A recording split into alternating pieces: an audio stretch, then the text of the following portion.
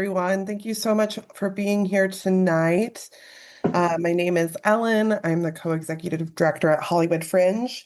My pronouns are she, they. For a quick visual description, I'm a white woman. I am wearing a black oversized t-shirt. I have long, wavy brown hair, and I have bangs. And my background is blurred tonight. Welcome to tonight's anti-racism panel. Thank you so much for being here with us. I want to acknowledge that this is being live streamed and recorded. There will be moments where the recording won't catch in the breakout rooms or and things like that, and I will navigate both our YouTube viewers through that as well as our people here in the room. I also wanted to let everybody know that there's going to be a survey at the end for questions and feedback, but Lois is on the chat to talk if anything comes up for anybody at any moment and they just need to talk to somebody. We have our other co-executive director at Hollywood Fringe, Lois, who's there to chat with everyone. Before we begin, I wanted to do a land acknowledgement. A land acknowledgement recognizes a formal statement that recognizes and honors the indigenous peoples of the land we presently reside and or work on. Hollywood Fringe acknowledges that we are on the unceded lands of the Gabrielino Tongva and Chumash peoples. Our statement serves as a practice as we commit as an organization to furthering our connection to the indigenous communities past, present, and emerging. If you want to learn more about our land acknowledgement, but also resources for your own education about our area, we have a link, hollywoodfringe.org/land to learn more. Why are we here? So centering anti-racism practices through an understanding of our individual and collective personal stake in ending white supremacy and creating truly radically accessible and inclusive spaces in American theater is our goal. And this is just one of the steps to getting there. So thank you so much for being a part of that. What's going to happen? We're going to do some introductions to some terms. We're going to talk about the characteristics of white supremacy. Then we're going to have some shareback about a personal stake, do some little writing on our own personal stake, have a breakout room conversation about that, and then a formal panel discussion that'll last about 45 minutes at the end there about how it all relates back to the rehearsal room. So before I get started, I'd love to introduce our one of our panelists who's going to get us started in a grounding moment. And then we'll introduce our other panelists as well. Olivia, could you ground us tonight? Yes. Can everyone see me? I didn't realize my camera was on. I have self-view turned off. Great. All right. Welcome, everyone. Hello. I'm Olivia, and let's just all take a deep breath in together through the nose. And just gently let that out through your mouth. Do another deep breath in through your nose. Soft exhale. Deep breath in through your nose. Let this one out through your nose. One more in through your nose. Fill all the way up to the top. And as you exhale slowly through your nose, try to push all of the air out of your lungs. Get way to the bottom of your breath. Push, push, push, so that your next inhale is buoyant and effortless. We'll take a few breaths deep through the bottom of our lungs and long, slow, sustained exhales through the nose.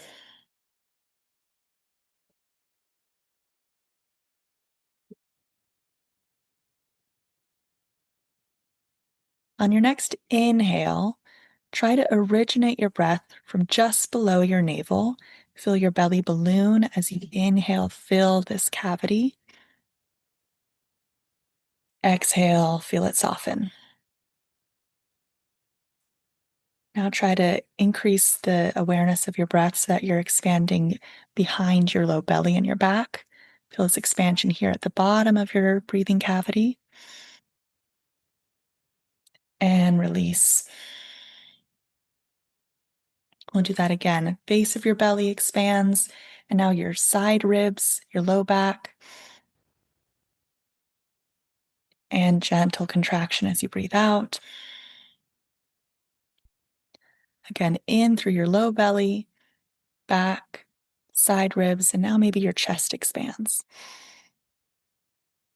As you exhale, chest, side ribs, low back, belly soften. Do 3 more breaths like that, expanding all 6 sides of this box in our center cavity.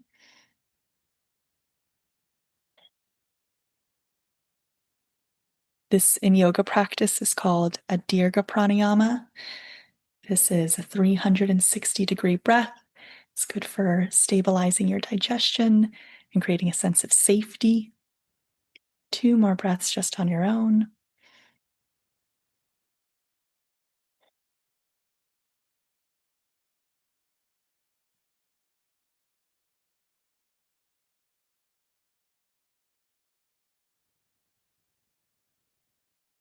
If you closed your eyes, feel free to gently open them, bring some light back in, and come back to the room. Thank you so much, Olivia. Do you want to also start by sharing out with your name, pronouns, a visual description, and also how you got involved at Hollywood Fringe? Yeah. So my name's Olivia Finnegan. My pronouns are she, her. I'm a white woman with pretty long reddish brown hair that's in half up, half down. I've got front facing bangs, a red cardigan, black t-shirt, and a blurry white background in the corner of my couch. I got involved with Hollywood Fringe. I stumbled into a production at the first ever Fringe in 2010 because I was obsessed with the Diary of Anne Frank and there was a production going on. And so that was my first introduction to Fringe, but I didn't know I was at a festival. And then I got in college, I started doing one-woman shows and I was like, what's the best avenue for that? And that got me into my very first Fringe I performed at was Perth. And then I started doing productions at the Reykjavik Fringe Festival in Iceland. Spent 6 years involved with that festival. 5 of those 6 years I was producing, running, supporting, at one point directing that festival. Fringe, you wear a lot of hats. I wore every hat imaginable. And I'm from LA, so when I moved back to my home, of course, the natural next progression was to be involved in Hollywood Fringe. So here I am. Thank you so much for sharing. I wanted to ask if Rosie could share in next.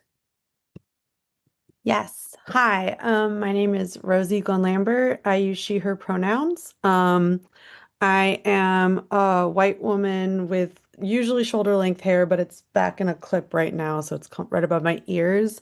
I'm wearing the pink lipstick I wear every single day. I'm in a sort of like black tank top with white stripes on the side. And I'm in this really disgusting blue room. And there's the walls are like this like really awful shade of blue, and then there's a there's a TV behind me and 2 white doors. I am a director. I'm the artistic director of the Attic Collective, and I got involved. My very first Fringe was in 2015. I did a show called Dead Dog's Bone, and I have since done several shows. I directed a show called The Last Croissant. I directed a show called Iphigenia and Splot, and then this past Fringe, I directed a show called And Her Children, and I also produced a show called Hedda Gobbler a couple years ago. Yeah, I'm excited to be here. Thank you, Rosie. Thanks for sharing. And last but certainly not least, Socks, do you mind sharing out? Of course, I'm happy to be here. My name is Socks Whitmore, socks like the things on your feet. My pronouns are they, them, theirs. I am a white, non-binary person with short brown hair wearing my favorite beanie. It is green from Meow Wolf and a black t-shirt. And my Zoom background is a big purple flower with my pronouns above my head in green. And my very first Fringe was in 2019 when I performed in Michael Gordon Shapiro's The Bully Problem. And since then, I've been in Fringe, not just as a performer, but as a producer with the Trans Conversation Project, as an awards judge last year for the inaugural Joy Who Lived Trans Award. And I'm also a theater critic who is in LA all year round, but I especially love to see shows during the Fringe and try and give them some pro bono coverage. Amazing. Thank you so much. So next, we're just going to start going through a couple of definitions of some terms. We're going to first center ourselves in what we're kind of talking about today, go through the definition of those terms, and then talk a little bit about the characteristics of white supremacy. And so I'm going to share my screen, but it's going to take me a second because it's... Okay.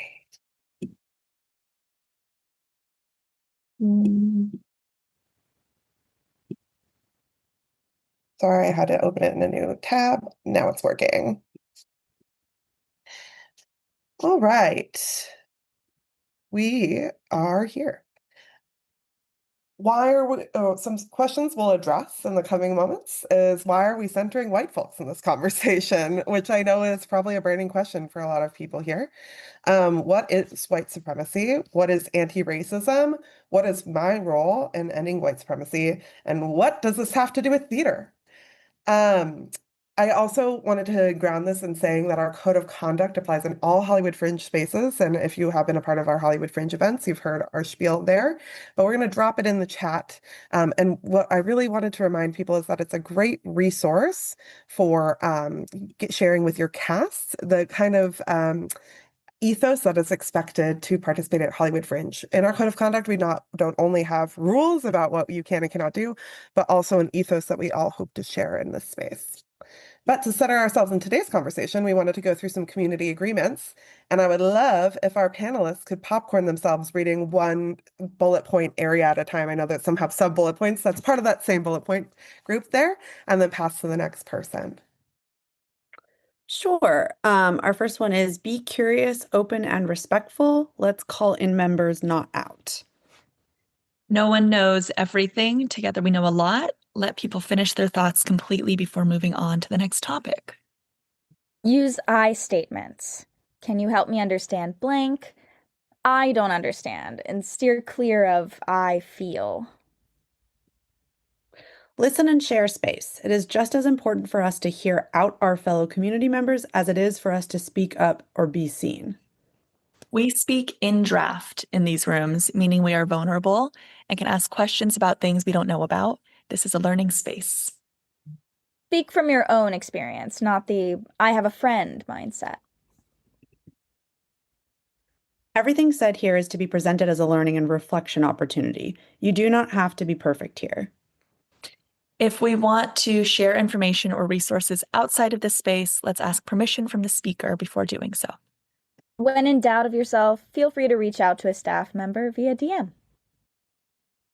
Thank you all. I also just wanted to shout out some resources we're going to be dropping into the chat and going over. The LA Theater Standards is a robust document. We're going to go over just some definitions from that document today, but it is actually a list of standards that you can enact to uphold anti-racism in your production and in the rehearsal room. And so it's one of the best resources we have here in Los Angeles. And we really thank the LA Theater Standards Committee and everybody for creating this document that we all get to use. And actually, Hollywood Fringe is one of the organizations that uses that to kind of assess our equity each year. And we find it to be a very, very useful tool. A characteristics of white supremacy is another resource we're going to be going through. It's a great starting point for reading into white supremacy and developing your own personal stake in ending white supremacy culture in and outside of the rehearsal room. So some of these definitions we're going to go through, we're just going to breeze through these. So as we talk about them, you have a connection to what they mean. And I'm going to ask our team to popcorn again. Cool. The first one is AAPI. AAPI is an acronym for Asian Americans and Pacific Islanders, sometimes used interchangeably with APA, which is Asians and Pacific Americans, or API, Asians and Pacific Islanders. Anti-racism, to put simply, is the active and ongoing practice of recognizing and combating racism, whether on an individual, institutional, or systemic level. It must be active, as it isn't enough to not be racist. We must be proactive and intentional in our dismantling of the racial inequities all around us, and it must be ongoing because anti-racism is not a permanent identity, but rooted in what we are doing or not doing, supporting, expressing, etc. in each moment. BIPOC. BIPOC is an acronym for Black, Indigenous, and People of Color, which gained popularity in 2020 as a way to center the unique experience of Black and Indigenous erasure within America's history. While language is constantly evolving and there is no one term that everyone agrees on, for example, some prefer BIPOC, some prefer POC, some prefer people of the global majority, etc. EDI. EDI is an acronym for Equity, Diversity, and Inclusion. You may see it elsewhere as EDIA, which is Equity, Diversity, Inclusion, and Accessibility, IDEA, which is same words, different order, or EDIB, which is Equity, Diversity, Inclusion, and Belonging. Identity conscious casting as opposed to colorblind or color conscious casting. Identity conscious casting, to quote casting director Victor Vasquez, is about making space and embracing how actors and artists can bring their whole identities or even parts of their identities to a process, to a character. We're not saying casting is blind to those parts, but we're also not saying it's only color that we're conscious about. We can also be conscious about somebody's rejection of gender as a construct, somebody's queerness, somebody's abilities, whether neurological or physical. That's what identity conscious means to Victor Vasquez, that we are inviting and welcoming, that we are actively and radically making space for all the different ways that actors exist in this world. And we're going to drop a link from Hal Round into the chat on this. Harm. Harm is the suffering, loss, pain, and impact that can occur both in conflict and in instances of abuse, as well as misunderstandings steeped in differences of life experience, opinion, or needs. Marginalized community. A marginalized community, sometimes referred to as an underrepresented, historically excluded, and/or frontline community, is a group of people who are denied equitable political, economic, cultural, or social access due to their identities. This marginalization could be based on race or ethnicity, gender identity, sexual orientation, physical or mental disability, body size, age, language, economic status, immigration status, religion, systems impacted status, or a number of other factors. Producer. Los Angeles has a unique theater ecosystem, one in which many of our theater producers are not producers in the typical sense of the word. LA has a strong history of artist-driven models and other alternative creation techniques.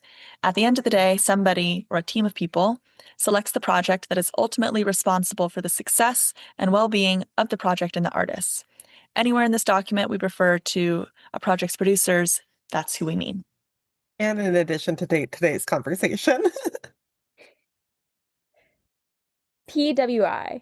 PWI is an acronym for Predominantly White Institution. SWANA. SWANA is an acronym for Southwest Asian North African, to be used in place of Middle Eastern, which has a colonial and Eurocentric origins. MENA, Middle Eastern North African, sometimes preferred by producers from those regions. Latine, a gender-neutral form of Latino or Latina. Intention versus impact. Intent is what you aim to achieve through an action, and impact is how a person or community receives that action. However, the impact of that action does not always match the intent. Good intentions do not always result in a positive impact, and although our intention is not to hurt someone, our actions may lead to harm. White supremacy. While often associated with extremism and hate groups, the term white supremacy also refers to a culture of beliefs, values, norms, and standards that perpetuate social, political, historical, and industrial white dominance, or white as the default.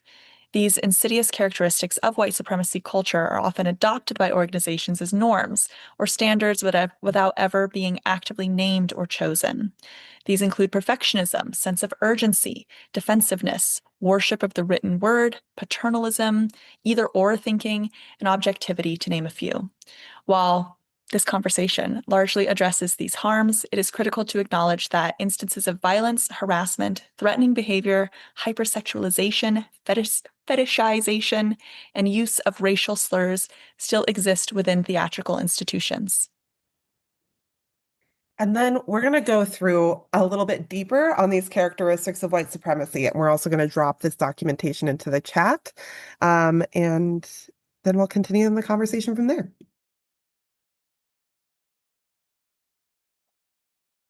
Do you want to head out, Socks, or do the next one? Sure thing. The first, denial and defensiveness. The habit of denying and defending against the ways in which white supremacy and racism are produced and our individual or collective participation in that production. Either or in the binary reduces the complexity of life and the nuance of our relationships with each other and all living things into either or, yes or no, right or wrong, in ways that reinforce urgency, one right way perfectionist thinking, and abuse of power. Individualism, our cultural story that we make it on our own without help while pulling ourselves up by our own bootstraps, is a toxic denial of our essential interdependence and the reality that we are all in this literally together. One right way, along with perfectionism, paternalism, objectivity, and qualified. This means the belief there is one right way to do things, connected to the belief in an objective perfect that is both attainable and desirable for everyone, connected to the belief that I am qualified to know what the perfect right way is for myself and others. Progress is more and quantity over quality. The assumption that the goal is always more and bigger, with an emphasis on what we can objectively measure as more valuable than the quality of our relationships to all living beings. Worship of written word, honoring only what is written, and even then only what is written to a narrow standard, even when what is written is full of misinformation and lies. An erasure of the wide range of ways we communicate with each other and all living things. Urgency. Applying the urgency of racial and social justice to our everyday lives in ways that perpetuate power imbalance and disregard for our need to breathe and pause and reflect. Right to comfort and fear of conflict. The internalization that I or we have a right to comfort, which means we cannot tolerate conflict, particularly open conflict. Fear. White supremacy culture's number one strategy is to make us afraid. When we are afraid, we lose touch with our power and become more easily manipulated by the promise of an illusory safety. Thank you all for sharing that. We're going to take 2 minutes as a group. Lois dropped into the chat the definitions as a whole. And if we wanted to just take 2 minutes to think about which of these characteristics resonates within you or people you know within your families, and which of these might be difficult for you to express or to understand. And feel free to share back in the chat, and we will as well.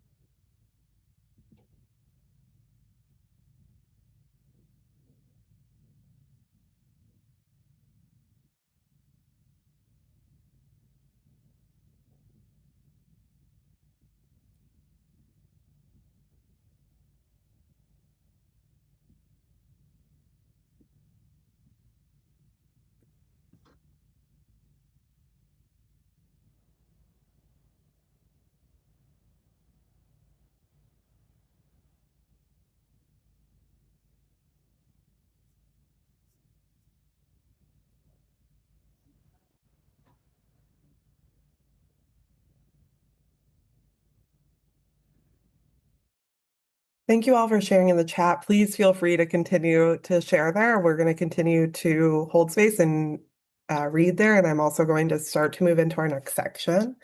I always love reading these definitions as like a reminder to myself as to what is at stake. And one thing I want to talk about here is personal stake. Although it sounds counterintuitive, developing your own personal stake and ending white supremacy is a great tool to become an anti-racist theater practitioner and organizer, an artivist, if you will. So what is personal stake? Um, your personal stake is literally that. Why are you drawn to the concept of ending white supremacy? It is statistically proven to help connect folks to the movement long term when you have a personal stake in the ending of these systems and of the harm that they cause others. You are also, as a byproduct, liberated from your own harm.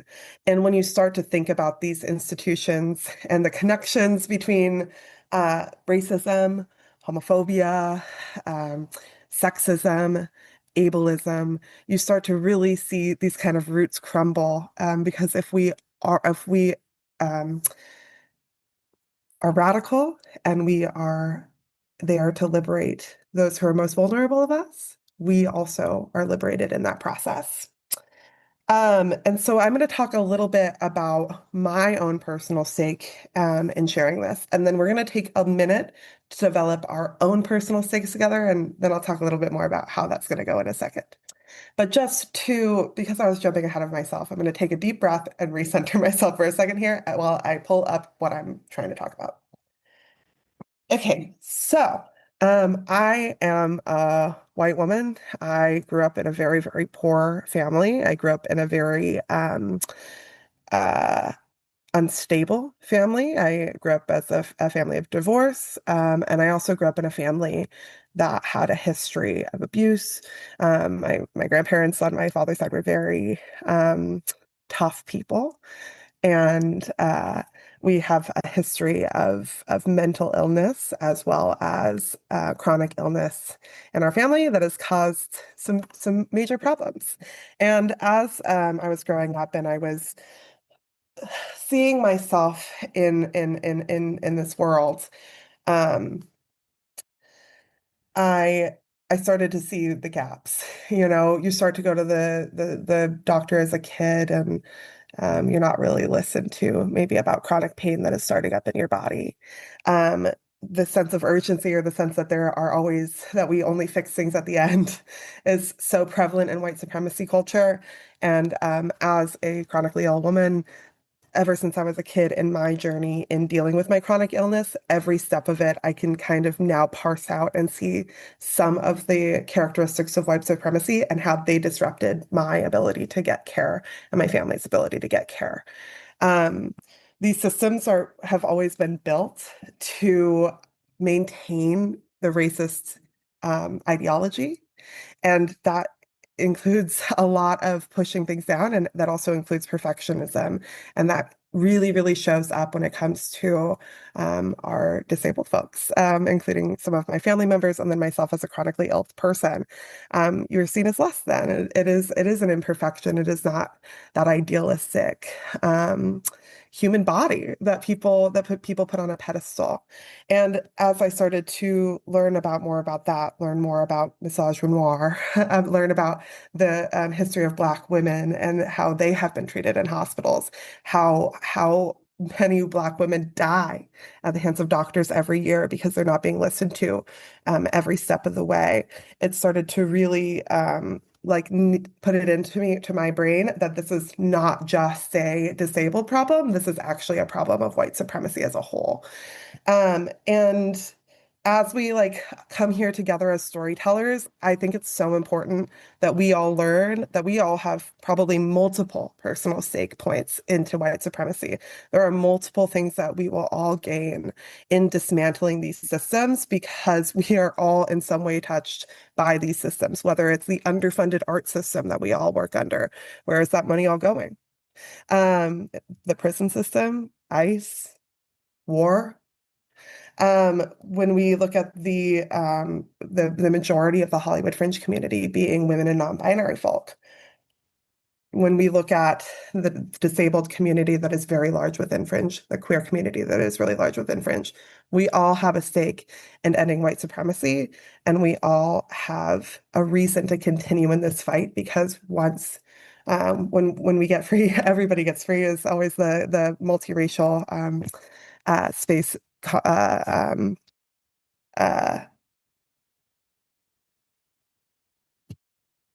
term that has been used that I've heard of, but it really does resonate as true for me right now, which is that we have never had more of a personal stake in ending white supremacy. If we do not organize our fellow white folks, we will lose this country to to be a country that we don't want to live in, and that I know that our community doesn't really stand for, based purely on the fact of seeing 40 Fringe shows last year.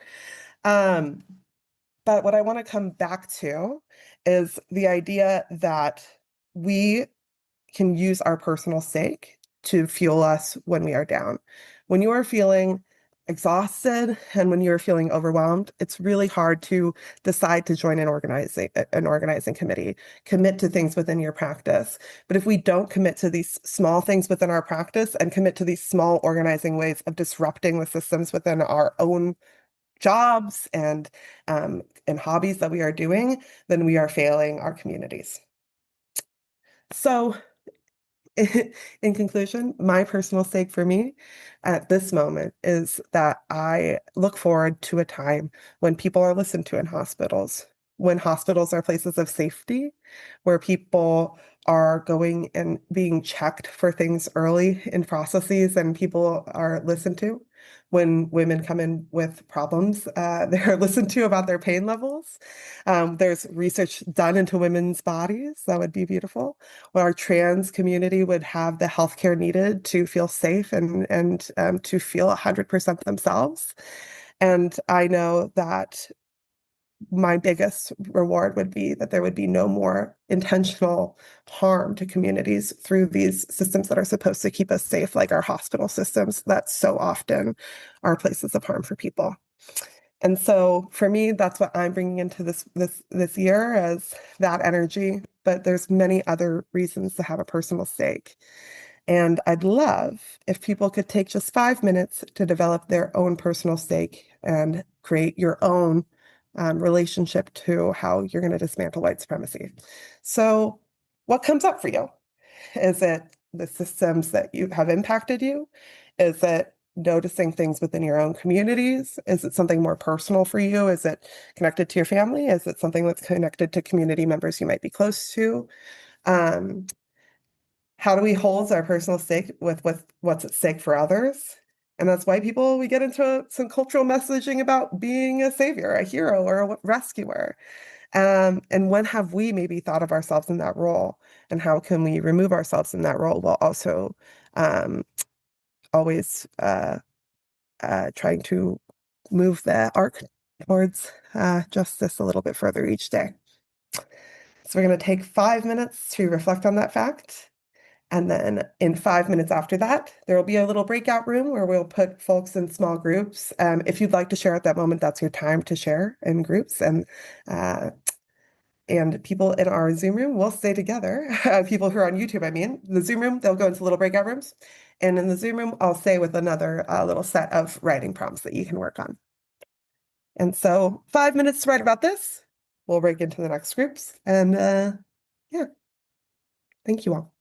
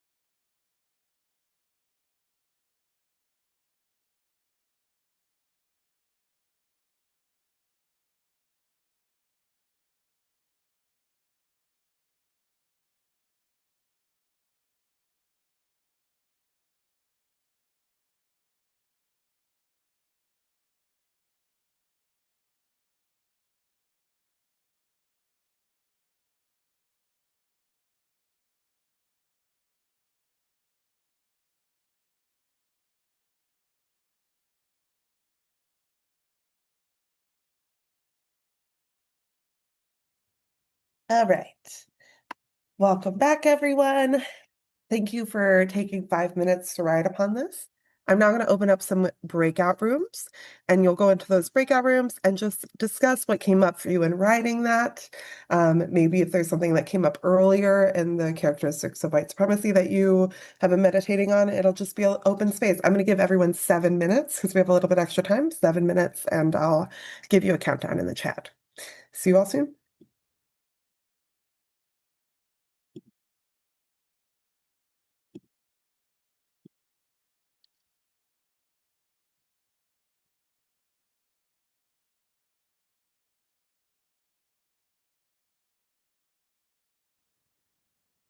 And for our friends watching on YouTube, I'm just going to go to the next slide, which are some other questions that you can journal on today. Or you can fast forward 5 minutes, 7 minutes. I'm going to put on some royalty-free fun music.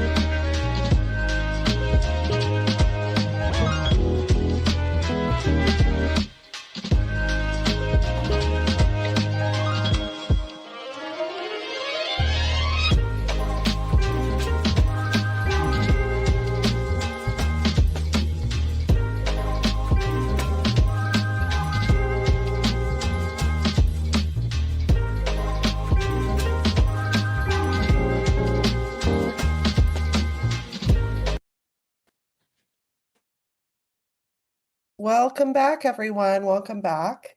I just wanted to, before we move into the next section, all about applying this all in the theater room, is that I wanted to, again, kind of go over what personal stake is, why we use it, and also these are some more questions that we invite you to journal upon this week, which are what are some ways that you and other white people are impacted as part of the system, and does the framework we just discussed change how you see your place within the system?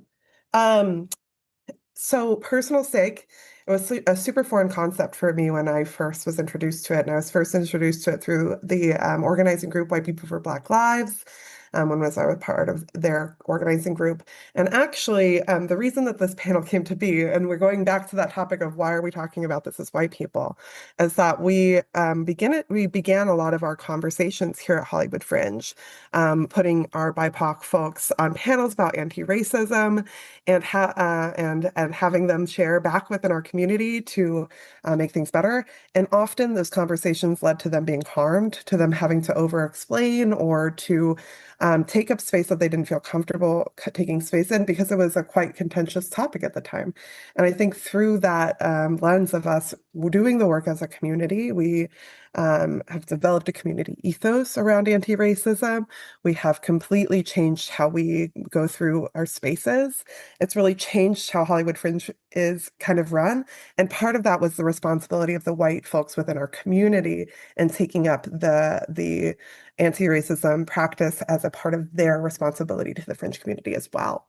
When we were going through doing our anti-racism panels in 2021 and 2022, the topic was brought up of why don't white people do them? Why don't white people take on the burden of talking about anti-racism, get comfortable talking about anti-racism with each other, especially because we know through organizing groups that that's how people have built power. And funny enough, I was thinking about this and like meditating on it, and Emma Irene Olsen was in the front row of one of our first town halls of that season. And I was able to be like, oh, we were organized together at White People for Black Lives. I know that this is another white folk person that I can meditate on this concept with. So thank you, Emma. I know you're not on tonight because you have a different a conflict. But we love you. We really love the work that you've put into this, and thank you for helping change the Fringe community. Because since then, we've been able to have this model of talking about anti-racism, and it has been really impactful. And again, why we talk about personal stake is to be in it for the long haul. Unfortunately, anti-racism isn't something that's going to end. Like, there's no end to being an anti-racist. Just like it just doesn't end. You have to be in constant practice. And so having your own personal stake in disrupting these spaces is so important for your own mental health. And it's also something that you don't bring out in every space. It's not something that we would be doing in a multiracial anti-racism panel in the same way and facilitating in the same way. And so if you would like to explore these topics more with other white folks, I would totally recommend Aware LA and White People for Black Lives. Aware LA is like the more Saturday dialogue and where you're having conversations around race, and White People for Black Lives being more of the actionable, changing policy side of things. Both organizations work together and are amazing, and I highly uplift them for people who are looking to go deeper into their own practices. I don't know why I was sharing that the whole time that I said that, by the way. We are actually going in now into a panel. It is now into us bringing this back into the rehearsal room. And my first question to our panel is, after doing this personal stake journey, it's hard not to center ourselves in multiracial spaces. How do you approach anti-racism practices in question when you're not in fully white organizing spaces? How does it look a little bit different? Um, I think, I mean, the thing I'll say is that just practicing in those spaces, not feeling like you have to have all the answers, I think that's really huge. Especially like because I'm a director and I'll speak from that experience. Sometimes just as a director, you feel like you have to have answers, and I think that's true of producers and, people who are sort of leading projects, but trying to keep yourself like conscious of you don't have to have the answers about things that aren't your experience. And in fact, it is powerful and wise to turn in those moments over and be sort of open to the idea that you are maybe wrong and and that you can be more curious than you have to be a fountain of knowledge.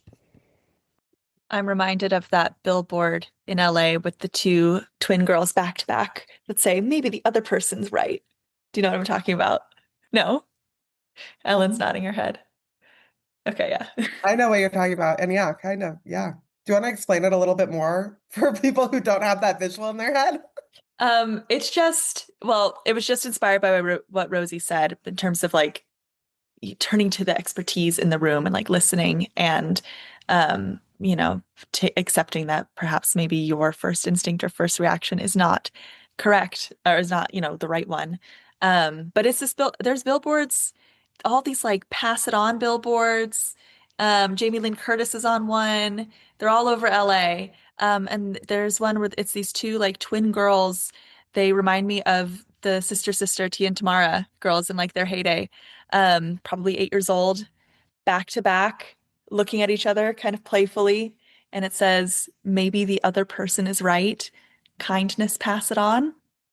So the city of LA supports and endorses and co-signs this panel with that billboard. Yeah, totally. Socks, what comes up for you? I'm thinking about I do, as a producer and an event organizer, you know, I'm often working in contexts where I'm trying to get a bunch of people in the room. And something I'm thinking about is like, how do I make sure the balance is good here? And that, like, the problem can be sometimes if it's just our friends or it's just the people we know. I think it's an ongoing issue I have as a producer, is just like branching out to increasingly diversify my network to have enough people to tap. That's just a lifetime's work to make sure that I am making the effort to meet people of different lived experiences. But then when it actually comes to like inviting them to be in the room, I'm thinking about how that can't just be a numbers game. Like, that can't just be about, oh, did I do a 50-50 with who I actually solicited? Because if I'm not thinking about these things from the cultural context that they exist within, if I'm not thinking about it from a perspective of artist care and cultural consciousness and cultural humility, you know, that might lead to a tokenizing experience. So that's like a really critical aspect of wanting to do works with a diverse community, is you have to be prepared to meet that person from their lived experience. And like,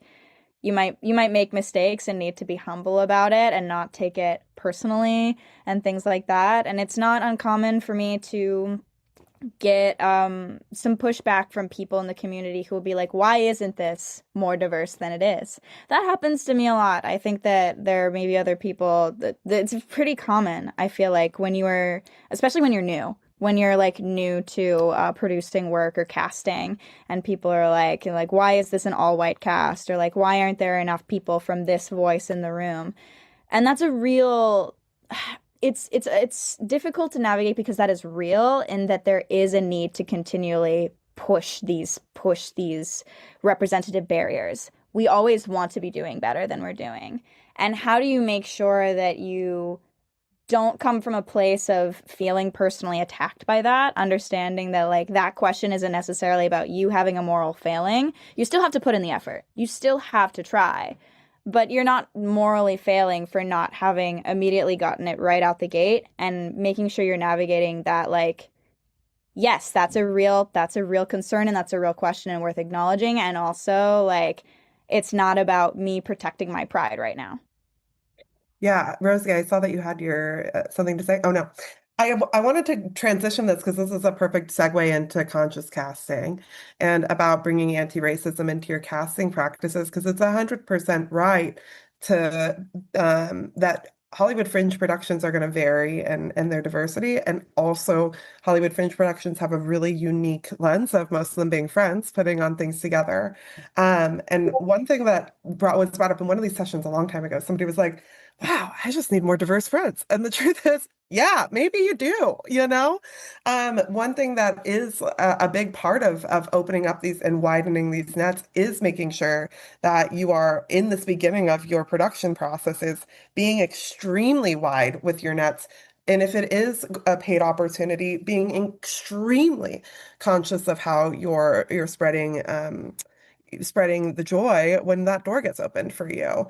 Because that's where we see the clog. We don't see the clog in these small indie productions of friends that are having issues. We see problems when that indie production gets to a new level and they're not leveling up their ability with casting, even though now they have the cash to flow to do so. You know, and so I'd love to talk. My question here is, how can you bring anti-racism into your casting practice? And then how do you go about casting in a way that brings a harmonious understanding of like your ethos?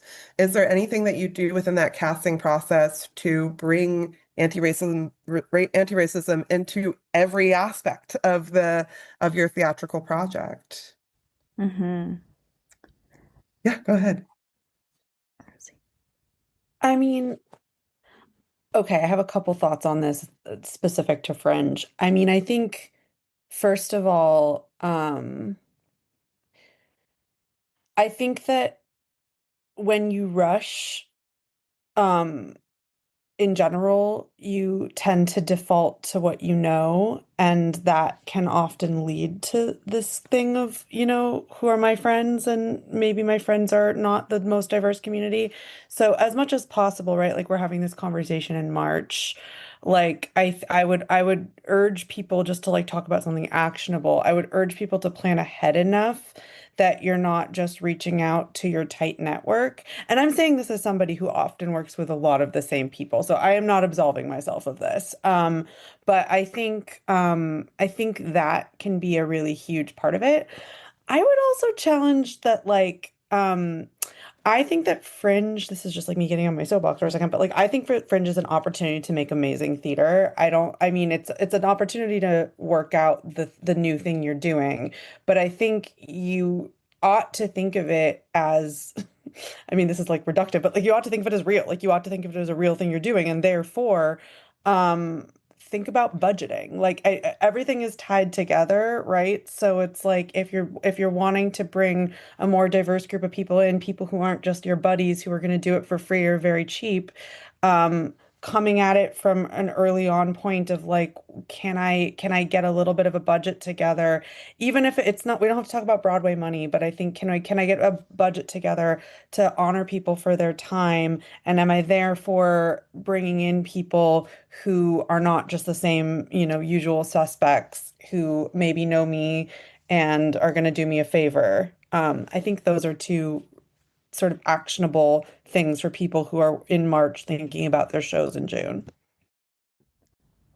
I would love to hop on this thought because, yeah, I think it's very real that artists on the margins from many identities, but especially people of the global majority, really struggle to be able to do that work for free, work for exposure sort of thing, because when you are marginalized, you are systemically disadvantaged and you cannot afford to do things like these unpaid internship sort of situations, doing things for the credit, for the experience.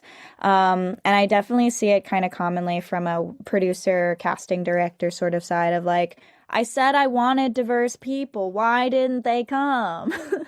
I said I wanted them, but they didn't come, so it's not my fault. And I think that it is important to remember that what you are offering to the artist is just as important as who these artists are that you're trying to bring. Like, what is the space that you have?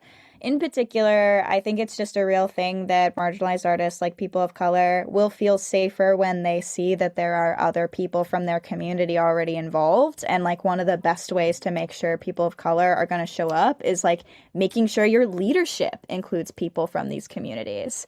And I think that's just important in general from like fighting these systemic disadvantages is giving people opportunities where you're able, where you have capacity to create an opportunity for someone, recognizing that like not everyone has had the ability to learn all of the skills in traditional ways through like conservatory training or what have you because of these disadvantages. And so like something you may be able to do to increase access is to say, okay, I can like mentor this person into this role and upskill them so that there are more people.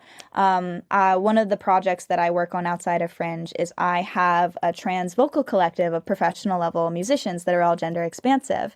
And like one of the things that we have run into when trying to find people from this marginalized community is there are a lot of folks who are talented but cannot read sheet music. And so our first thought was like, okay, the talent is out there. We just have to attack this skill barrier that exists. So now one of our main missions that we want to do when we have the ability for more auxiliary programming is teach people how to read sheet music for like free or pay what you can, so that it's easier for us to have upskilled artists that can meet us in the room. So that's like the type of mentorship that might look like. It's like, what can I offer that I already have in my toolkit that will allow this person to access this space? And then like you can form these meaningful long-term partnerships with collaborators from diverse experiences. Can I also just say really, really quickly, I talked about casting, Socks talked a little bit about like, like leadership. I think something else that gets neglected a lot in Fringe is design.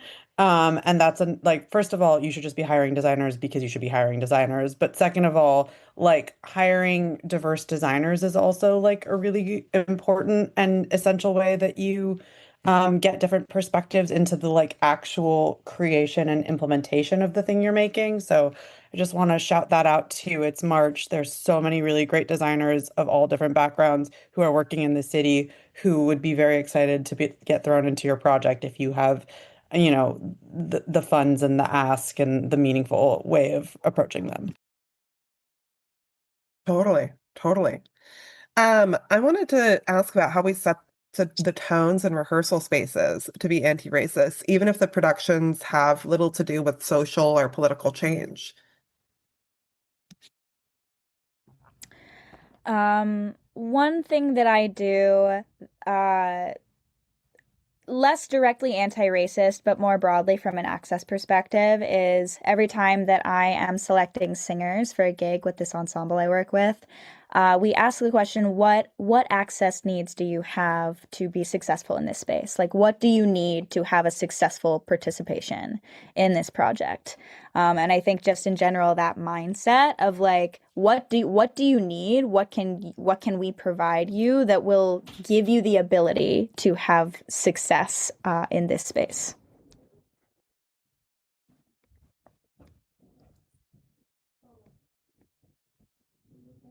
I think for us at Hollywood Fringe too, I just want to bring up that having our community ethos was such a great way for us to provide a resource for people to set the tone. And I think that that's like a really important thing that you can do is just sharing with your team members the community ethos, even developing your own if you would like to on top of Fringe's very basic one. It was such a great way for us to communicate not only what's not allowable, which I know a lot of people will do, like contracts or community agreements or these things within their rehearsal rooms, but also not only saying what's not allowed, but what is encouraged and what we are envisioning together as a safe space was just a really beautiful practice for our community. Mm-hmm. I'll add in just being conscious of your blind spots, I think. Like, again, it's very easy, or not easy, I shouldn't say it that way. I think that for a long time, people have neglected, like from a lighting perspective, how lights look on Black bodies, right? From a costume, hair, makeup perspective, right? I know a lot of people, I mean, a lot of Black artists who've been asked to do their own makeup or their own hair because, somebody said, I just don't think I would be able to, and you probably know, which again, that makes that person feel like they weren't considered in the overall idea of what this show looks like. So I think examining your blind spots and really sort of, again, it comes down to preparation and care. It's hard to have solid care when you don't prepare, right? Like when you're flying off the seat of your pants, you hire someone at the last minute, they might you might not have had time to have the conversation about like, are you actually prepared to do everybody's hair in this show? Yeah, I mean, I think that is a big piece of the puzzle also. Totally.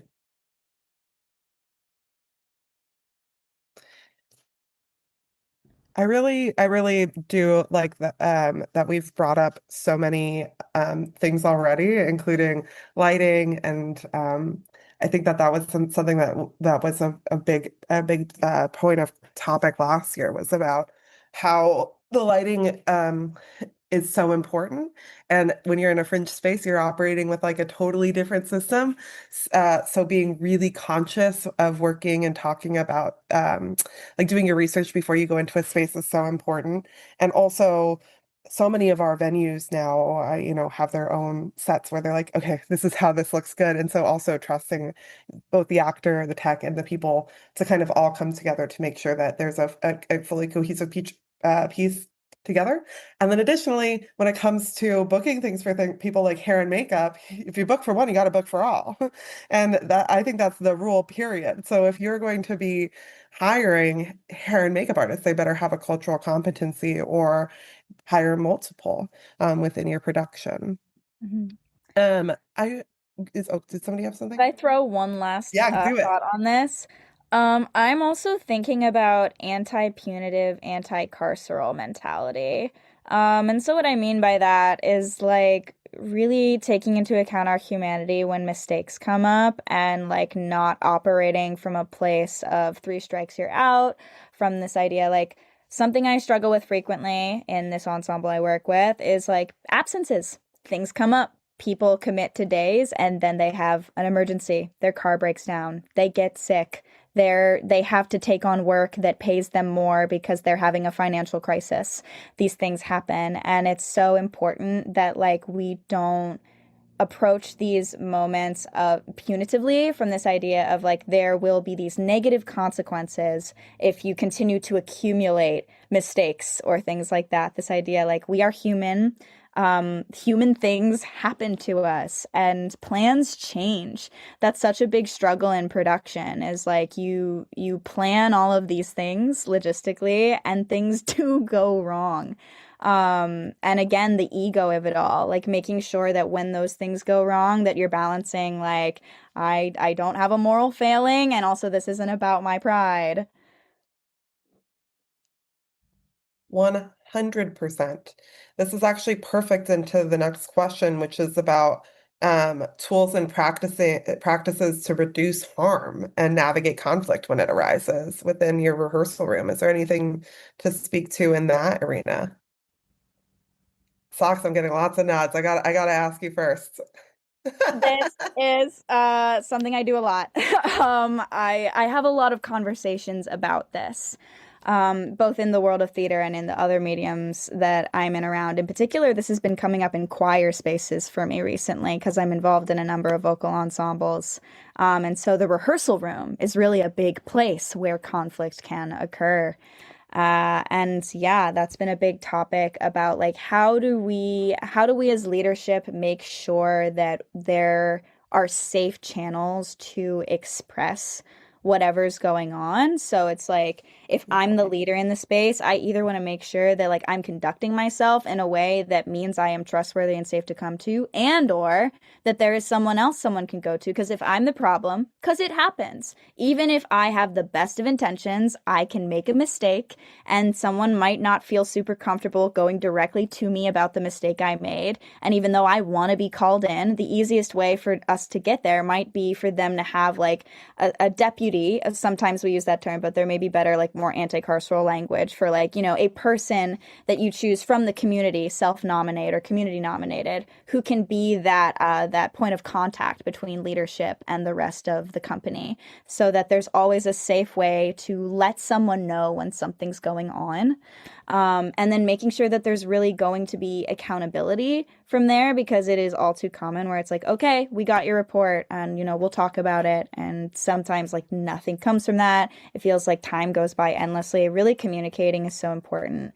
And sometimes when these situations are complicated and require time, it's like really important that you are communicating those expectations and not leaving someone sitting in their discomfort without answers. Like that's really just so important to trust maintenance. You're making sure that you are someone who is communicating what's going on consistently, even if it is just like, hey, this is a complicated issue and we do need time to resolve it, but we're committed to that. And here's like what you can immediately expect next. Here is a plan. Here is a path forward. We will not leave this out to rot.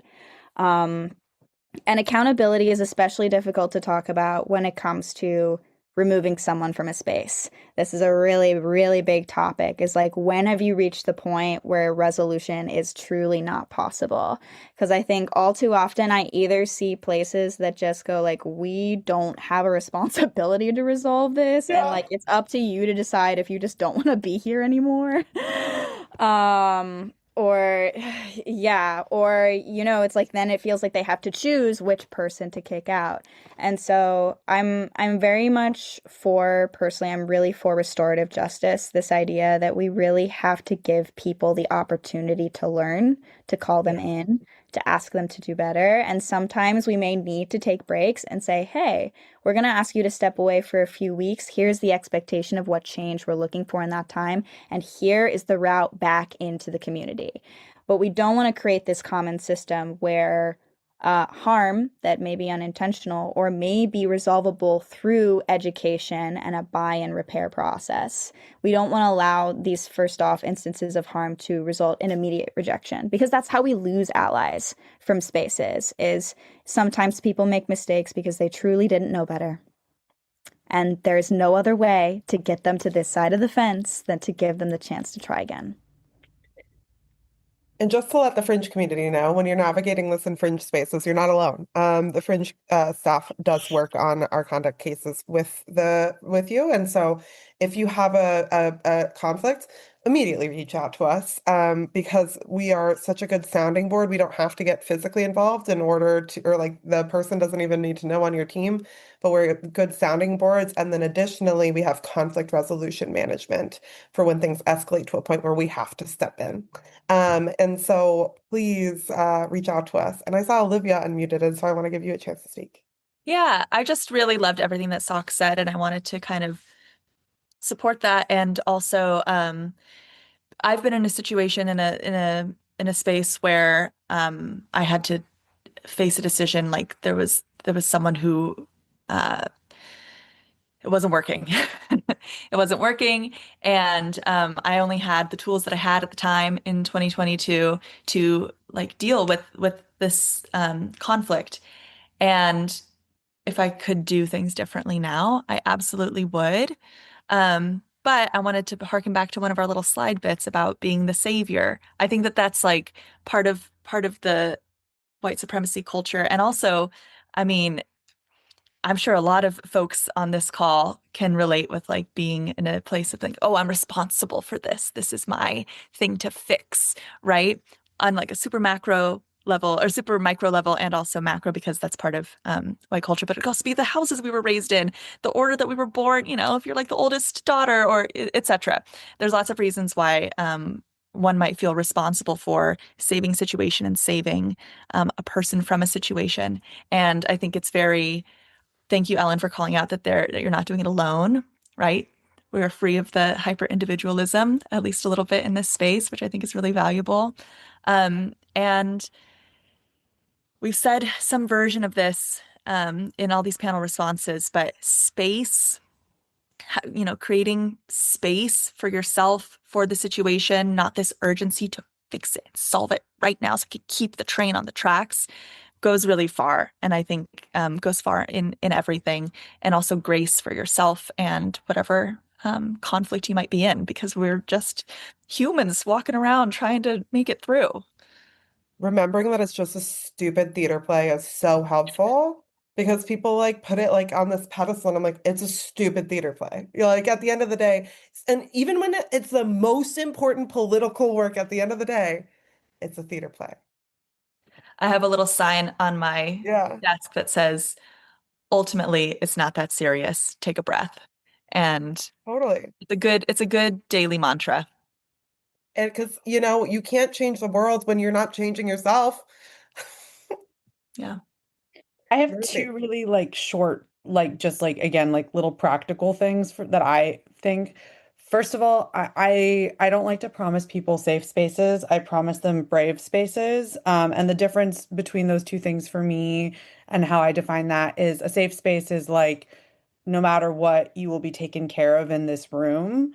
And I don't like to promise that to people because I don't have the ability to make that happen. Because I can't control what people say.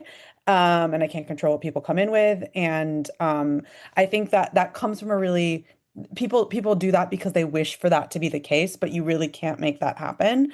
Whereas promising a brave space essentially means that you are empowering people to walk away when they feel that something has been harmful, speak their truth if they feel like they need to. And I think I find that that is sort of like it's a good overarching sort of way to establish your room at the beginning of a process, because you're sort of codifying how empowered people are to care for themselves versus you being like, don't worry, I won't let anything bad happen to you, which again, you really can't promise. 100%. It's transparency is so important on what you are and aren't able to do financially, emotionally, time-wise. If, you know, it's like sometimes it's as simple as having like an auto response of like, I'm gonna get to you. I need this much time, you know, like, but like so that you can center yourself to even be the best in that moment. You know, I've had to have that conversation, or thankfully I have a co-director that I can toss it to, and we toss it back and forth quite often during the festival season based on who has the brain cell at the time. Because we share one, by the way. We share one brain cell between the two of us. And you just don't know who has one that day. But I think it's so important to maybe like also tap those people within your team so it's not all on one person, like you said in that beginning, Socks, having the captain or deputy or person who's going to manage that, as well as your head producer, as well as the maybe you have an intimacy coordinator, maybe you have these like other places that are having touchstones within the production that can be a part of these conversations as well. It'll be so dependent on your production who needs to be a part of the like solidification of your process. Oh, I love Ooh, representative. thank you for the suggestion of representative in place of deputy in the chat. That's a great synonym substitute. Um, I totally had a thought I wanted to share. I believe in it coming back. Bring us back into the conversation we were having while I let it cook. Totally, totally. It's just back into that like preventing harm in that space, but also addressing it. And then I wanted to talk about like accountability, just to bring it back into that fringe perspective. When it comes to safety, there's and illegal things that are happening. There is a different line, and by illegal I mean when it comes to physical assault or these other lines that are just very, very clear. Additionally, but additionally, we often come into rooms that are not not escalated to that level. There are that it is based on personal conflict, and that's developed into a bigger problem, or also sometimes accidentally racially motivated moments, sexually motivated moments that were not meant to be. These things happen.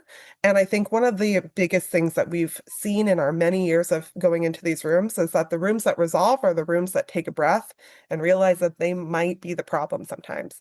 As soon as you realize you're a part of a whirlwind just by working with the whirlwind and not calling it out in the first moment and being like, I wanted to associate with this whirlwind.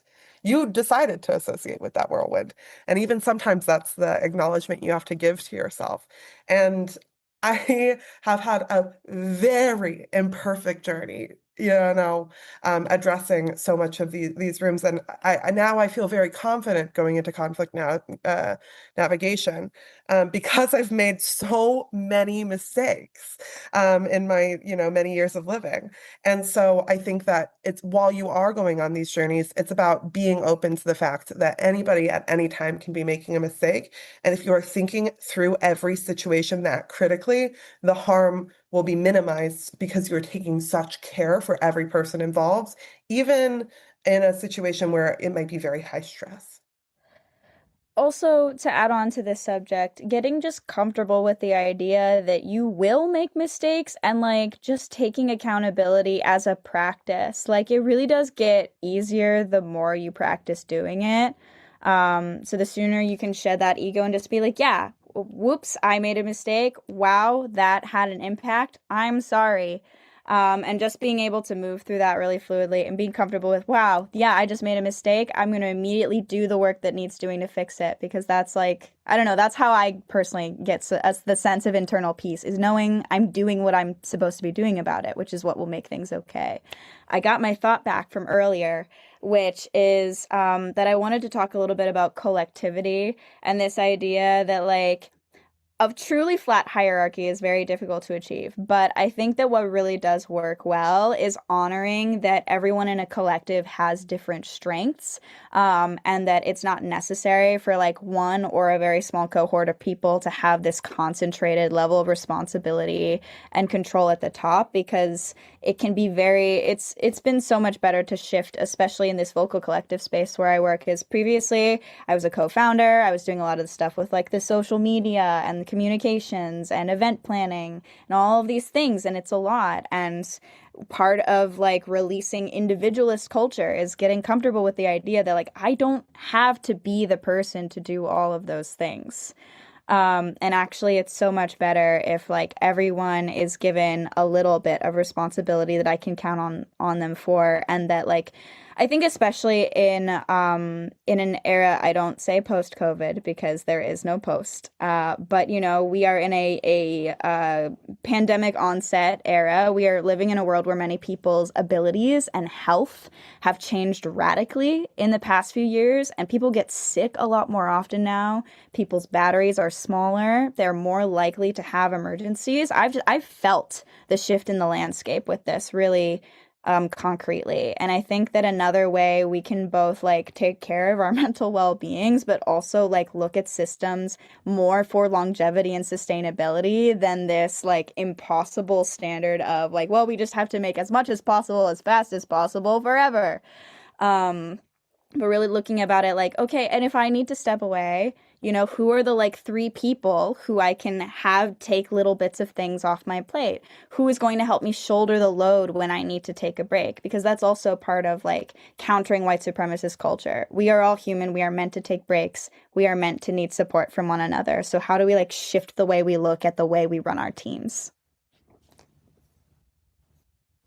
Can I also say that again, an actionable version of that, which I think, I mean, that is also very actionable, but I think something that I'm just like, again, I'm trying to like, what is the fringe version of that? And to me, that is like, okay, plan, right? So like we keep talking about things could go wrong. Don't let yourself get surprised about something going wrong. Like think through the idea of like, well, what happens if my lead actress is sick? Right? Or has a family emergency or has some sort of extenuating circumstance that means that she's not going to perform, right? Like allow yourself to not be bamboozled by that and then therefore sort of like put that harm on somebody else and instead be like, do I have an understudy? Is it me? Like, am I willing to cancel the show? Am I willing to have somebody go on with a script in hand? Like, and I think you can sort of think through some scenarios that will help you be more able to weather the storm of people's humanity, right? Like this person's a human, they couldn't show up, so what am I going to do when that happens? Contingency, contingency, contingency. So important to keep your mental health game, like up for the game. And the truth is that I don't have this written down, but I do want to ask, like, how do you keep yourself in a centered place where you can take on the stress of fringe, but also navigate these personal issues that are happening within your teams, and also, if a conflict does arise, not explode, you know? What are these like calming practices that people can do within their in their minds to be the best versions of themselves for their teams? I'm just gonna jump in and say I've never done it perfectly. I'm always stressed. Like I just want to be honest about that. Like I feel like I'd be a liar if I was like, here's my 3-step process. I can tell you that the things that have gotten easier for me, again, like I feel like a broken record, but like the more I plan, the less spun out I get, right? So I think in my early days of Fringe, and this is okay, I was 21, but my first Fringe in 2015, we can all do the math on that, but that was like everything was kind of flying by the seat of my pants. So then I was discovering things that made me anxious. So some of it comes with time and experience. So I think like if it's your first Fringe, if it's your first time directing a show or producing a show or whatever it is, writing it, like I think give yourself some grace because you're going to make mistakes and you are going to get stressed out is like my real truth. But I think the more you can sit down and plan, the more you can reach out to people who have done the things you're trying to do before. Like ask somebody what like their most stressful Fringe experience was, and then that might point to the thing that you might be able to navigate better than they did their first time. Yeah, and I mean like on a personal level, like I don't manage my stress well, so I'd be a liar. I cannot tell you, do not do what I do. We're on a journey. I don't know. I drink a lot of water. That's my answer, but like do more than that. I don't know. I Uh, first of all, Olivia, go. oh sorry, I didn't see you unmuted. Go, Olivia. Tell me your most stressful Fringe experience is a great icebreaker question at the at the meetups. Um, Mhm. and also just to Rosie's point, like I also have never successfully not been stressed out at a Fringe festival. And I think sometimes it can be okay to accept I'm going to get stressed out.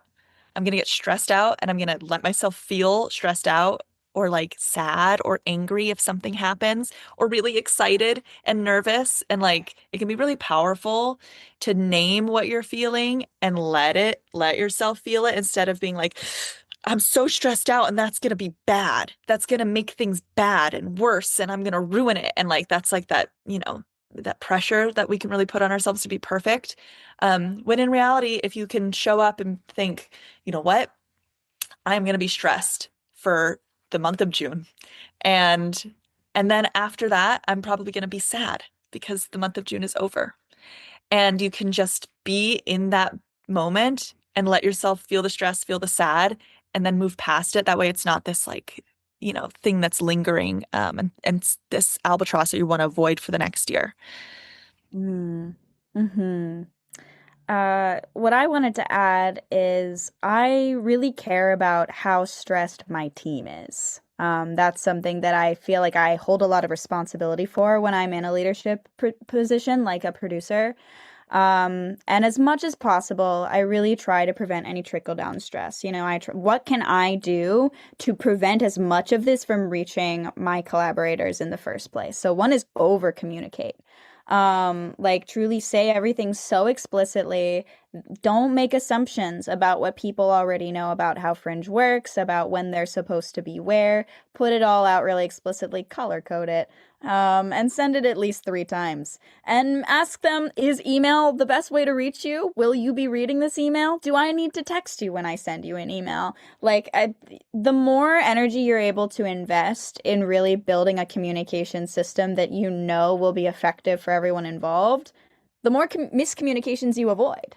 And then that's preventing stress because I find that a lot of my stressors from productions, besides the inevitable someone's sick, someone's car broke down sort of thing, is a miscommunication.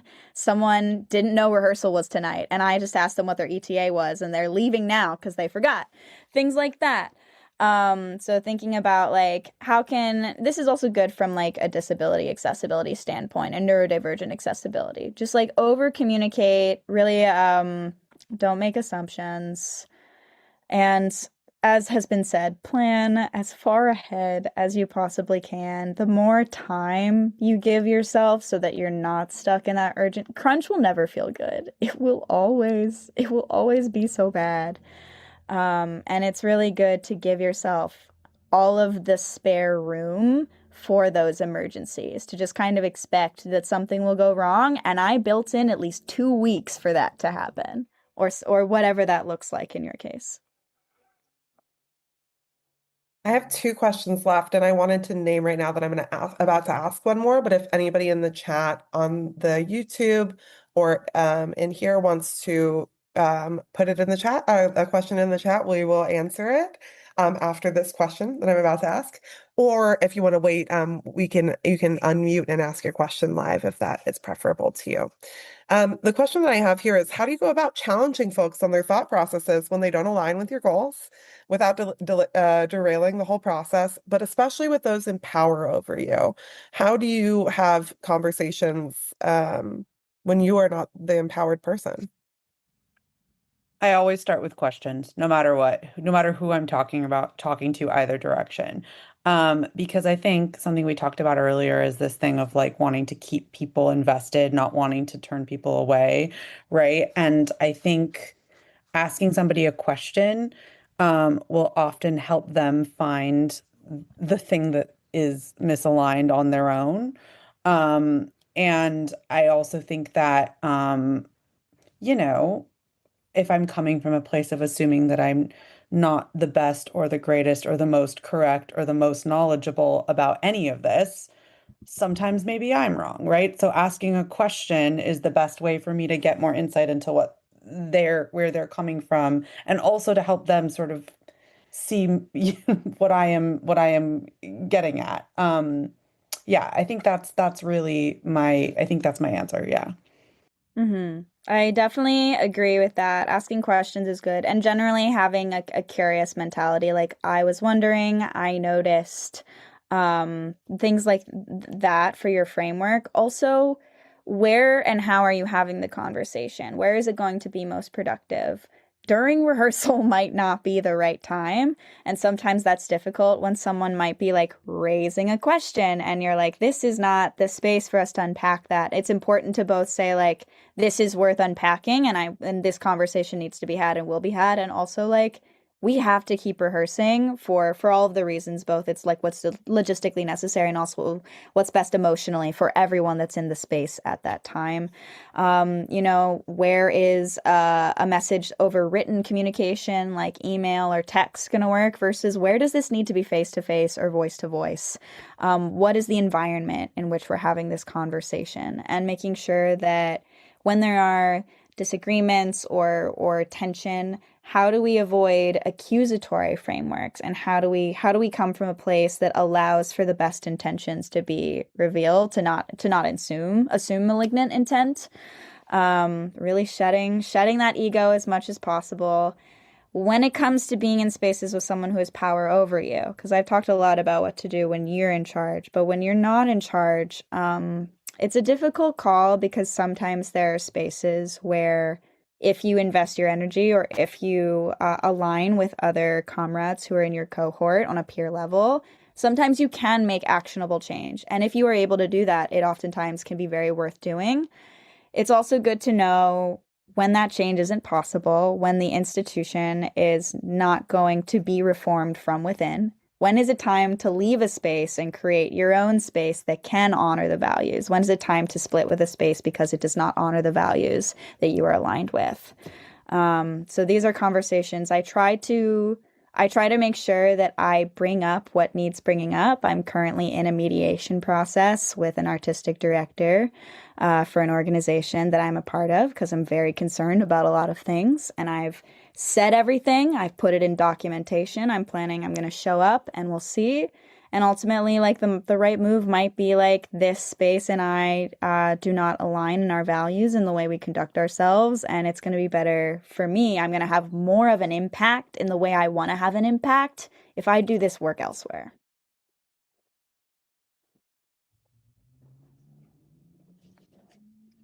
Olivia, do you have anything to add when it comes to the question was challenging folks on their thought process when they don't align with your goals, especially with those in power over you? Yeah, it is very challenging if someone has power over you, because then, at least speaking from my experience, sometimes I feel like I have to perform something and, no one be mad at me, please. But asking questions, curiosity has been said, very, very powerful. And also finding a place for yourself and for them where you were already in agreement. There's probably something that you already agree upon, are aligned on, and starting from there as the foundation where you're originating a conversation that might turn tense and might have conflict. And maybe you work backwards from that. You can always return to that place where you agree, just having that, the ability that not only serves it serves both of you, and it also serves you to bring yourself up like to this level of their power and then bring them on the same plane as you. So if you can control that dynamic and make everything more even and work against the power dynamic, I think more productive conversations can occur. Do we have any questions in the chat or in the room? Otherwise, I have 2 questions actually left.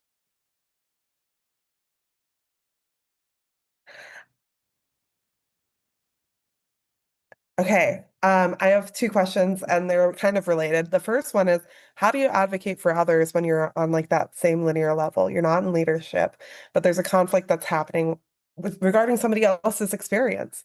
How can you be a good ally in those moments, especially when it comes to our Black and Brown community members? How can we be good allies in the room when we're not in power?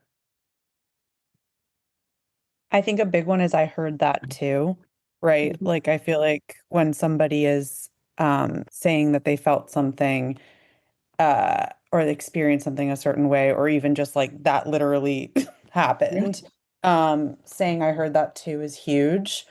Um, I think I mean I think from like the perspective of like, right, like we all have these different intersectional identities, right? And like I think you know, I can sometimes experience fatigue trying to advocate from like a perspective of like gender, right? Or like sometimes I experience fatigue as a Jewish person, right? Like those are like things that I can sort of tap out from because I'm like this personally affects me and I'm tired, right? But if you are to be a true ally to people who do not share the same identities with you, like those are moments to tap in, right? Like so I as like a white Jewish woman don't get to be fatigued by Islamophobia. Like that's my actual like that's my thing to take up. So I think thinking about how you can sort of have the energy that maybe your peer doesn't have because it's personally affecting them,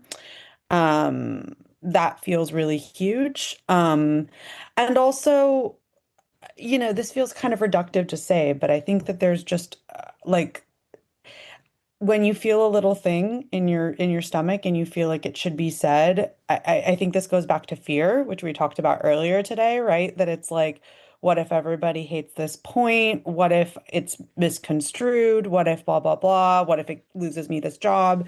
And that's real. Like and we all have to negotiate that, especially if you have an intersectional identity, or maybe you are also afraid for your job. Like I understand that, but I do think that like the I talk a lot about this and I think it's really huge, the bravery of speaking first. Um, it's really, really comfortable to speak second. Um, Yeah, because once one person has said it, then you get to say, yes, I agree, or you get to be like, oh my God, I thought that same thing, right? And we're all always so grateful to the person who spoke first. So I think that when you're advocating for another person who, I mean, in that scenario, really they spoke first, but being the first one to be like, give yourself the push to be brave and say the thing when maybe you're dying inside for somebody else to do that first. totally. That was very much what came to mind. I was definitely thinking similar things about when you are the person who usually has to advocate for something. Sometimes you are exhausted, and it is very meaningful to see an ally to speak up, to acknowledge that something happened, and maybe not necessarily take charge, because you should make sure that you're not acting without being informed with the cultural context, which maybe the person who is more directly affected is only going to be the person who has. But being like, I'm kind of interested in like sending an email to the director about this. What do you think? Is that a good move? Would you like me to do that? It's offering direct actions, I think, is always, and this is good life advice in general, is like when you want to help someone, being like, what do you need? And if they feel like maybe they aren't prepared with a suggestion, throw a few things out of like things that you'd be willing to do. Because it doesn't have to just stop at, I heard that. It can also be like, I'd like to say something about this. I'd like to get a leadership figure involved. I'd like to call attention to it.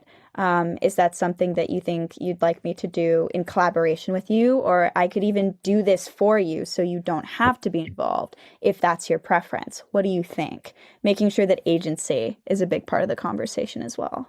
Yeah.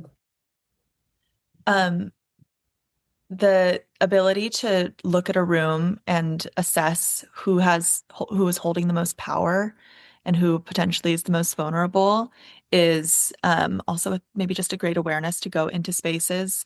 There's a little asterisk I want to put on that because there can be so many assumptions made in that like assessment. Yeah. That's something that you want to approach with like really intentional, like I don't even know what the words are, but like things that are facts and not just assumptions, things that you know to be true, not just things that you are assuming are true. And that could take time, right? But if you find that you're someone in a space who possibly has more power than someone else, I really liked Rosie's phrase of brave spaces.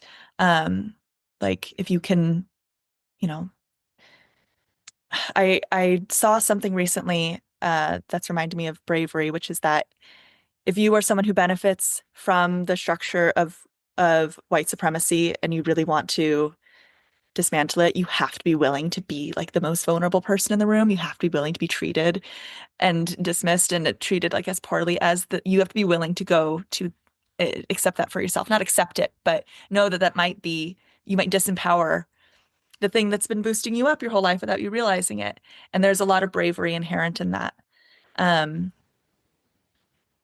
That's a huge ask right off the bat. That's obviously something that, we're not talking about a really specific scenario, but like really broadly and in terms of what mindset cap you're coming into your collaborative spaces in, that can be helpful. Can I say one thing about power really quickly?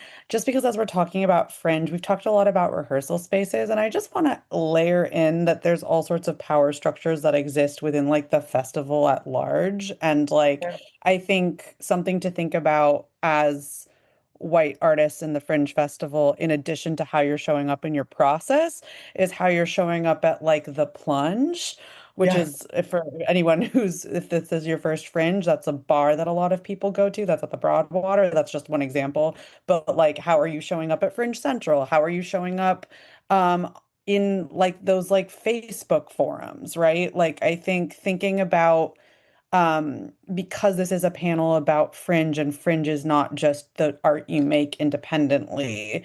I think there's something to think about um, power in so many ways. And, like this is just like one example, but like I remember my first fringe being 21 and feeling like a really immense power dynamic from like 50-year-old men who like to Olivia's point about perceived power, like later on, I am now in my 30s, and I have discovered that many of those people have no fucking power at all. But that's Yep. what it felt like to be a 21-year-old woman in the Fringe Festival and feel like, so how you wield your power and how you show up in spaces that are casual or extracurricular or even like moment like things like this. Yeah. Yeah.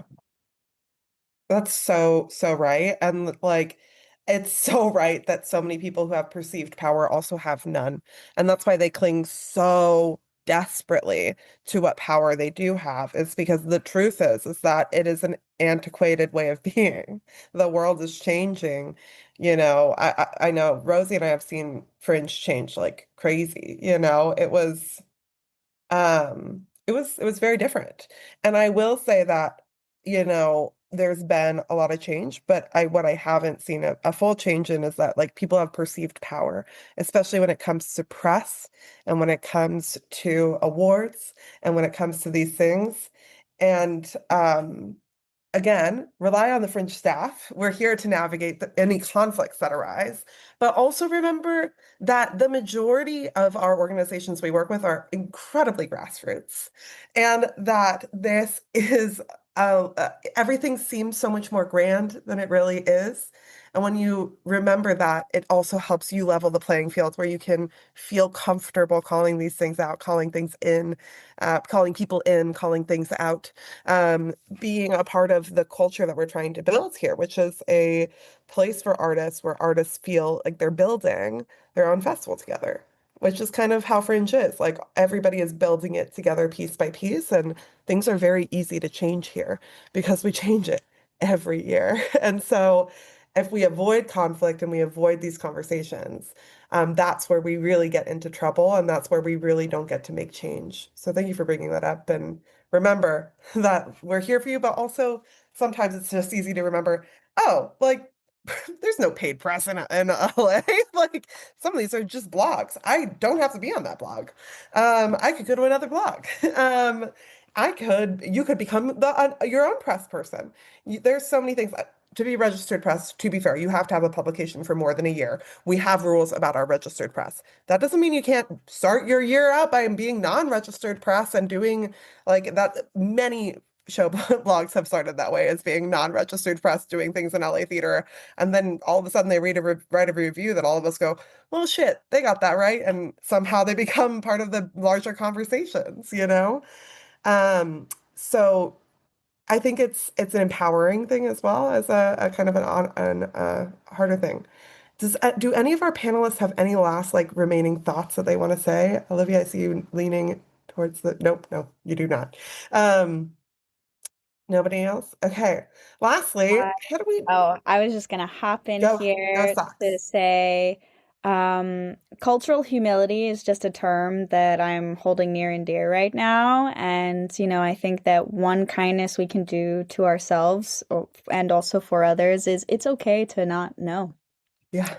It's actually okay to just be one human amongst billions of unique lived experiences and to be really comfortable with the idea that you will be learning all of the time, and it's okay to have not known and then to enter into knowing and to navigate that.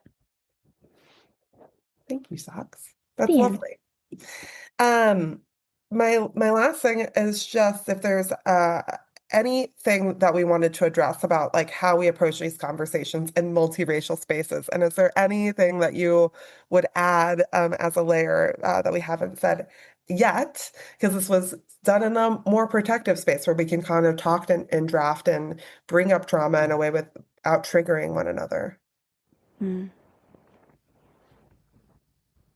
I really valued the opportunity to discuss our journals in the breakout space, and I think it was just really nice to recognize some common lived experiences and like that.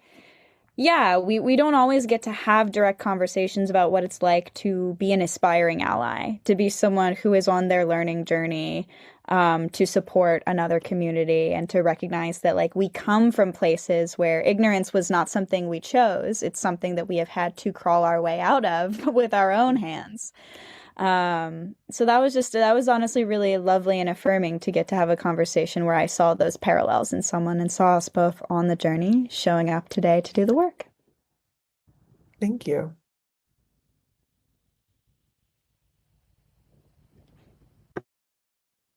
Any last closing thoughts, Olivia?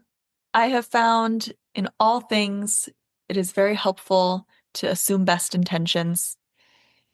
It just helps because usually, and I think especially in fringe spaces, but in all spaces, assuming that the person who just said something that hurt your feelings or like maybe was insensitive or, was, just didn't ring, didn't hit right for you. Not to just be permissive and let people be terrible to each other, but coming into spaces, assuming that that was not the way that you necessarily perceived it, that I necessarily perceived it, helps broadly.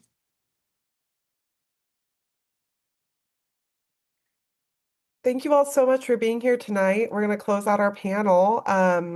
For our guests in the room with us, thank you so much for being here with us. And if you're doing the festival this year, please help us keep our community safe as we navigate this new normal that we have here in Los Angeles. We'll be sending some emails out about ways that you can help protect political work in the fringe and be there for one another as we are navigating this. So thank you all so much. We will be in touch, and we're gonna keep making the world a little better, one fringe at a time, I hope. Thanks.